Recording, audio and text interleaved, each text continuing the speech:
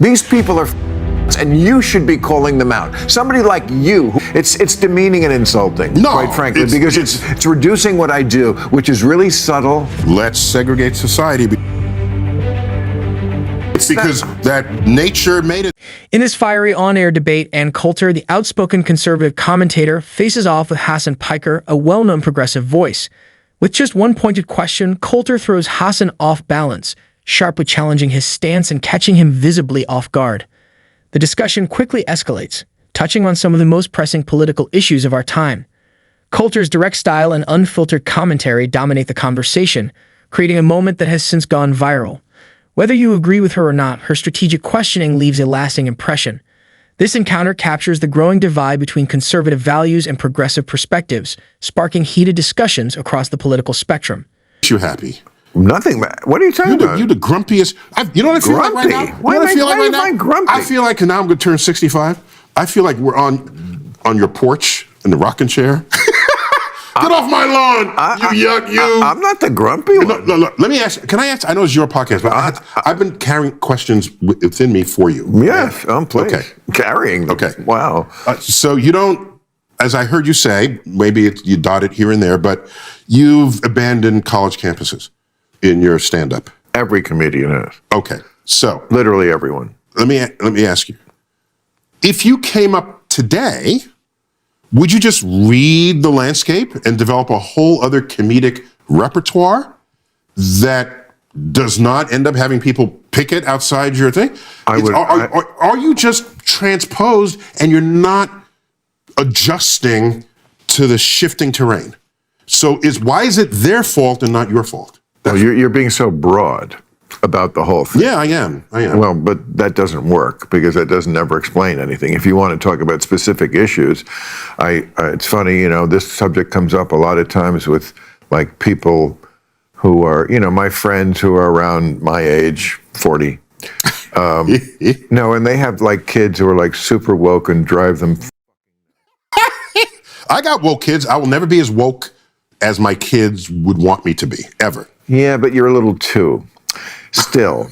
And woke does not automatically mean better. Newer does not automatically mean that's better. True. So that's why I say to talk broadly is bullshit. You have to talk about what specific, issue are we talking about? The ones that get people's attention are gender issues. Yeah, I know, but what? Things like that. This is very different. You cut your teeth in the 70s. What I'm saying is, and you read the room. Okay, but I'll answer you. You read the politics. I didn't read the politics. Yes, you did. Do you know what I did? Because I know your jokes of the era. They were great. Well, a lot of people think they're great now. Okay, they're still great. I don't know if you don't any. No. What I meant was, am I not woke enough for you? Jokes that would work on a college campus. Okay, surely there's a portfolio of jokes that would still work on a college campus. Surely. I would hope not. From what maybe some college campuses, the ones you read about are given up on an entire generation, and you don't know how to make them laugh. I have given up on any place that doesn't even remotely attempt to believe in free speech and thinks that anything that they hear that they don't like, that they don't agree with, is violence. These people are and you should be calling them out. Somebody like you, who has standing with kids, should be not joining them. When there's a science objectivity to it. You're doing what parents do. You're taking the path of least resistance, and therefore hurting the kids and yourself. Parents ruin both their lives. They ruin their spoiled kids' lives, and they ruin their own lives. During the debate, Hassan specifically focuses on how undocumented immigrants supposedly benefit the U.S. economy, yet noticeably avoids discussing other major concerns like rising crime or pressure on public services. This selective framing of the issue feels incomplete. Critics argue that focusing solely on economics while ignoring broader consequences distorts the reality of immigration's impact. Hassan's tendency to highlight favorable data while overlooking critical concerns leaves many feeling that his commentary lacks balance. The frustration for some viewers lies in the apparent unwillingness to acknowledge the full scope of challenges tied to this topic. The result is a one-sided conversation that fuels ongoing mistrust. On my social media and the like, and I see what pisses people off, what they react to, and I say, all right, these are the landmines. I'm going to navigate that. I'm going to navigate. Okay, you're So I navigate it so that I can, because my father's greatest bit of wisdom to me, several nuggets. One of them was, it's not good enough to be right. You also have to be effective.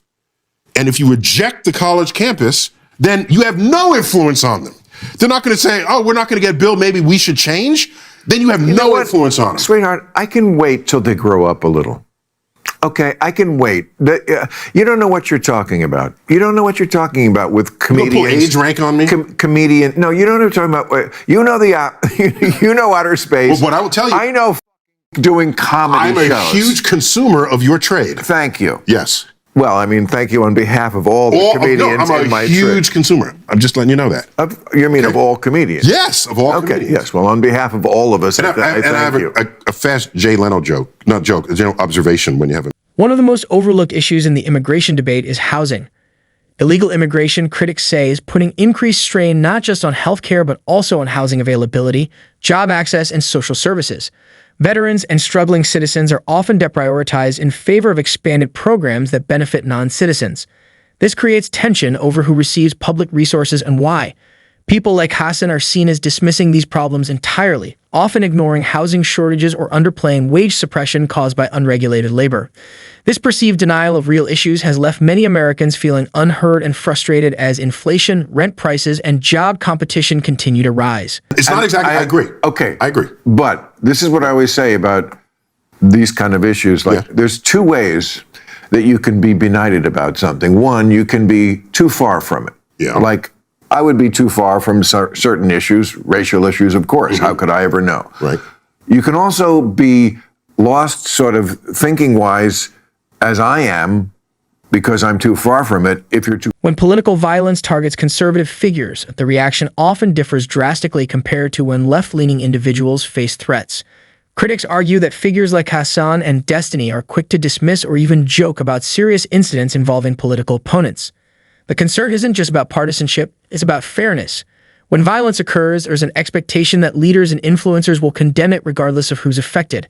But in many cases, there's deflection or silence. This double standard frustrates many who believe that all political violence should be taken seriously. Avoiding accountability based on political bias sends a dangerous message and deepens the divide.